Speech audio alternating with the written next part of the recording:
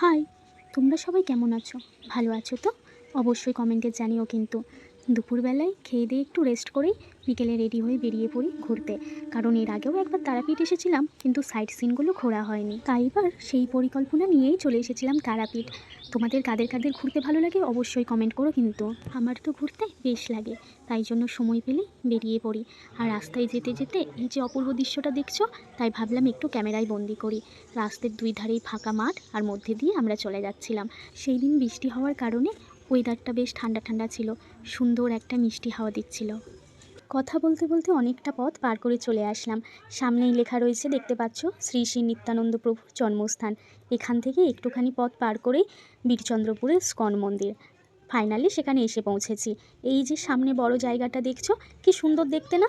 এই বড় জায়গাটাতে যারা দূর দূর থেকে আসছে বা টোটো করে আসছে, এখানে হচ্ছে পার্কিং জায়গা।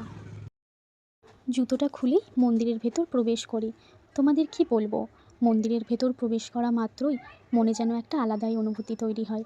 আর এই যে চারিদিকে দেখছো এত মানুষের সমাগম, তবুও যেন কোথাও একটুও শান্তির বিঘ্নতা ঘটেনি। সকল ভক্তরা আসছে নিজ নিজ মনে ঠাকুরকে দর্শন করে আবার ফিরে যাচ্ছে। সেখানকার নিয়ম তারা কেউ লঙ্ঘন করে না। সিঁড়িতে উঠেই সামনে বাঁদিকে গিয়ে ভেতরে পুরো মন্দিরটা আছে।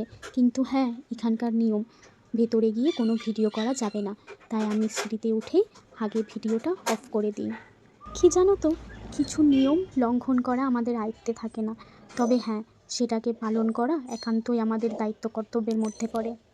প্রভুকে দর্শন করে এই যে সামনে গ্রন্থ সমাহারটা রয়েছে, সেখানে একটু চলে যাই। সেখানে গিয়ে কিছু বই দেখে নিই। এখানে নানান রকমের বই আছে, তোমরা আসলে এখান থেকে নিতে পারো।